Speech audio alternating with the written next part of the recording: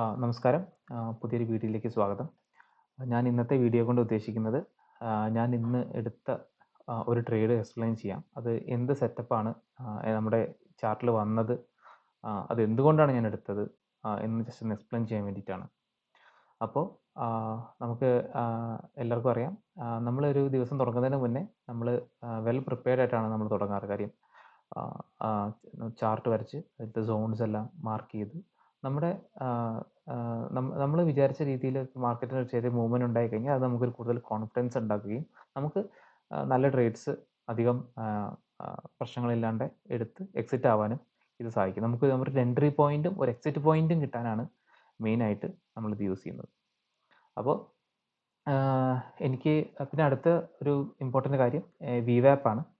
ഈ VWAP ആണ് ഞാൻ യൂസ് ചെയ്യുന്ന, ഞാൻ ഏറ്റവും കൂടുതൽ യൂസ് ചെയ്യുന്ന, ഏറ്റവും കൂടുതൽ റിലേ ചെയ്യുന്ന ഒരു ഇൻഡിക്കേറ്ററാണ് ഈ VWAP. ഈ VWAP ഞാൻ യൂസ് ചെയ്യാൻ കാരണം ഇത് സാധാരണ നമ്മൾ സാധാരണ കണ്ടുവരുന്ന അൽഗോ ട്രേഡിംഗ് സ്ട്രാറ്റജീസിലൊക്കെ VWAP യൂസ് ചെയ്യാറുണ്ട്. അപ്പോൾ ഈ VWAPൻ്റെ അടുത്ത് വരുന്ന സമയത്ത് അൽഗോ ട്രേഡിങ്ങിൽ ഒരുപാട് ഓർഡേഴ്സ് പഞ്ച് ചെയ്യാറുണ്ട്. അപ്പോൾ അത് കാരണം എന്തെങ്കിലും ഒരു റെസ്പോൺസ് നമുക്ക് VWAPൽ കിട്ടാറുണ്ട്. ഒന്നല്ലെങ്കിൽ ആക്സെപ്റ്റൻസ് അല്ലെങ്കിൽ റിജക്ഷൻ. അപ്പോൾ നമുക്ക് എന്തെങ്കിലും സെറ്റപ്പ് നമുക്ക് VWAP വഴി നമുക്ക് കിട്ടും. അപ്പോൾ അത് കാരണമാണ് ഞാൻ VWAPനെ കൂടുതലായിട്ട് ഡിപ്പെൻഡ് ചെയ്യുന്നത്. ഞാൻ ഇന്ന് എടുത്തൊരു സെറ്റപ്പ് പറയാം. അതായത് നമ്മുടെ ലെവൽസ് എല്ലാം നമ്മൾ തലേദിവസം വരച്ച് വെച്ചിരുന്നു.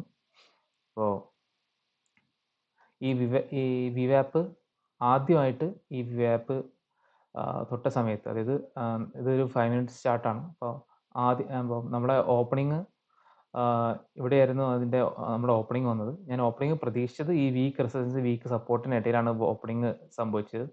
അപ്പോൾ ഈ ഓപ്പണിംഗ് കഴിഞ്ഞിട്ട് മൂന്നാമത്തെ ക്യാൻഡിൽ തന്നെ ഒരു ഫോൾ ആയിരുന്നു നമ്മുടെ സപ്പോർട്ട് റേഞ്ചിലോട്ട്.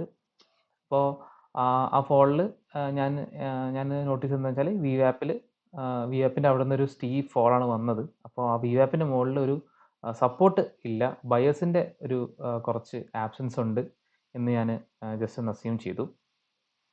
പിന്നെ രണ്ടാമത്തെ പ്രാവശ്യം VWAPൽ ഈ ടച്ച് ചെയ്യുന്ന, അതായത് ഇവിടുത്തെ കഴിഞ്ഞ് ഇവിടുത്തെ റിജക്ഷൻ കഴിഞ്ഞ് ഇവിടെ വന്നിട്ട് രണ്ടാമത് റീടെസ്റ്റ് വരുമ്പോഴാണ് ഈ 10 മണിത്തെ ട്രേഡാണ് ഞാൻ എടുത്തത്. അത് എടുക്കാനുള്ള റീസൺ,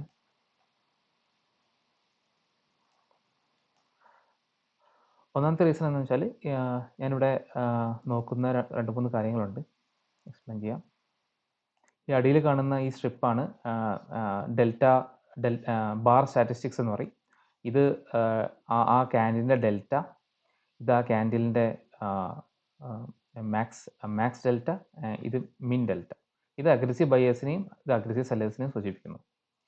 പിന്നെ ഈ ക്യാൻഡിലിൽ വന്നത് ഒരു റിജക്ഷനാണ് വന്നത്. ഇപ്പോൾ ഈ നമ്മുടെ മുകളിലത്തെ വിക്ക് നോക്കി അറിയാം, നമ്മുടെ ഈ ലെഫ്റ്റ് സൈഡിൽ ഫുട് പ്രിന്റ് ചാർട്ടിൽ ലെഫ്റ്റ് സൈഡിൽ സെല്ലേഴ്സും റൈറ്റ് സൈഡിൽ ബയേഴ്സുമാണ്. ഈ സെല്ലേഴ്സ് സൈഡാണ് ഡോമിനേറ്റ് ചെയ്ത് നിൽക്കുന്നത്. പിന്നെ നമ്മൾ ഈ COTH value, COTH COT high COT low values.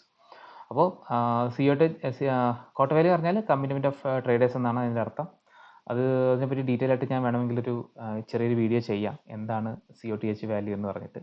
അപ്പോൾ ഇത് ഞാനൊരു അഗ്രസീവ് എൻട്രി മെത്തേഡാണ് ഇവിടെ ഫോളോ ചെയ്തത്. അതായത് കഴിഞ്ഞ പ്രാവശ്യം ഒരു റിജക്ഷൻ കണ്ട സ്ഥിതിക്ക് ഇവിടെ ഇത് അതിനുശേഷമുള്ള ഫസ്റ്റ് അറ്റംപ്റ്റ് ആണ് VWAPൻ്റെ മേളിൽ.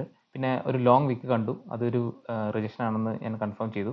പിന്നെ COTH വാല്യൂ ഹ്യൂജ് നെഗറ്റീവാണ് കണ്ടത്. അപ്പോൾ അതായത് ഇത് ബേസിക്കലി ഞാനിതെങ്ങനെ ഇൻ്റർപ്രറ്റ് ചെയ്യണമെന്ന് വെച്ചാൽ, പ്രൈസ് മേളിലേക്ക് പോകുമ്പോൾ അത് വാങ്ങാൻ, ആ പ്രൈസിന് അത് വാങ്ങാൻ വേണ്ടി എത്ര ആൾക്കാർ റെഡിയാണ്, അതുപോലെ പ്രൈസ് താഴെ എത്തുമ്പോൾ അത് വാങ്ങാൻ എത്ര പേര് റെഡിയാണ്. അപ്പോൾ ഇതാണ് ഞാൻ ബേസിക്കായിട്ട് ഞാൻ പെട്ടെന്ന് മനസ്സിലാക്കാൻ വേണ്ടിയിട്ട് ഞാൻ യൂസ് ചെയ്യുന്ന ഒരു ടേം. അപ്പം അതിൻ്റെ ടെക്നിക്കൽ ഡെഫിനേഷൻ വ്യത്യാസമാണ്. പക്ഷേ ആ സമയത്ത് ടെക്നിക്കൽ ഡെഫിനേഷൻ എന്ന് പറയുന്നത് എൻ്റെ മനസ്സിൽ, ഇപ്പോൾ നമ്മൾ ട്രേഡ് എടുക്കുന്ന ആ ഒരു സമയത്ത് നമ്മുടെ മാനസികാവസ്ഥ ഭയങ്കര ഡിഫറെൻ്റ് ആയിരിക്കും. അപ്പോൾ ആ സമയത്ത് നമുക്ക് പെട്ടെന്ന് പറഞ്ഞ് നമുക്ക് ആ ട്രേഡ് എടുക്കാൻ നമുക്ക് കോൺഫിഡൻസ് തരുന്ന ഒരു കാര്യമാണ് ഞാൻ ഇപ്പോൾ പറഞ്ഞത്. അപ്പോൾ എൻ്റെ ഒരു നിഗമന പ്രകാരം ഇവിടെ ഒത്തിരി ഈ പ്രൈസ് ഹൈയിൽ പോകുന്ന സമയത്ത് ഒത്തിരി പേരില്ല അത് വാങ്ങാൻ. അത് ആ പ്രൈസിന് ആൾക്കാർ അത് സെല്ല് ചെയ്യാണ് ചെയ്യുന്നത്. അപ്പോൾ അതിൻ്റെ അർത്ഥം എന്ന് വെച്ചാൽ അതൊരു സ്ട്രോങ് ബയേഴ്സിൻ്റെ കുറവുണ്ട് ഇവിടെ. പിന്നെ അത് മാത്രമല്ല നമ്മൾ ഈ ഫുട് പ്രിന്റ് ചാർട്ടിൻ്റെ ഉള്ളിലേക്ക് വന്നു കഴിഞ്ഞാൽ ഇതിൽ സെല്ലേഴ്സിൻ്റെ ഡോമിനേഷനാണ് കാണുന്നത്. ഈ അതായത് തിക്ക് റെഡ് സൂചിപ്പിക്കുന്നത് അഗ്രസീവ് സെല്ലേഴ്സ് കൂടുതലാണ്. അതായത് തിക്ക് തിക്ക് ഗ്രീൻ സൂചിപ്പിക്കുന്നത് അഗ്രസീവ് ബയേഴ്സാണ്.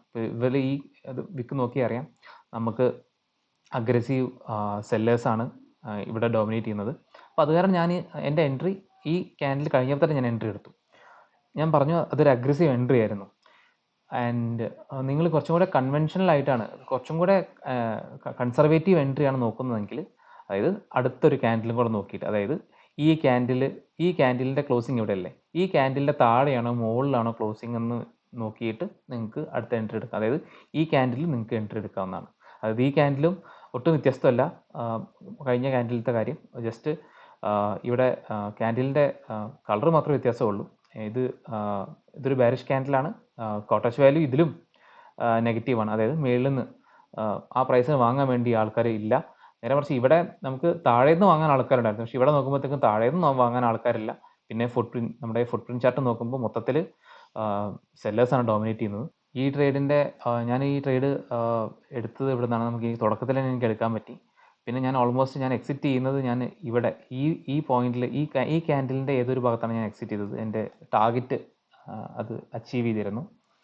പക്ഷേ അത് ഫർദർ ഫോൾ ഉണ്ടായിരുന്നു അതിൽ. അപ്പോൾ നമ്മളത് ക്യാപ്ചർ ചെയ്തിട്ടില്ല. അപ്പോൾ it is what it is. നമ്മൾ നഷ്ടങ്ങളൊന്നും ഇല്ലാണ്ട് നമ്മളൊരു ദിവസം നമ്മൾ അവസാനിപ്പിക്കുക എന്നുള്ളതാണ് ഏറ്റവും വലിയ കാര്യം. അപ്പോൾ നമുക്ക് കിട്ടേണ്ട പോയ ലാഭങ്ങളെക്കുറിച്ച് സങ്കടപ്പെടേണ്ട കാര്യമില്ല.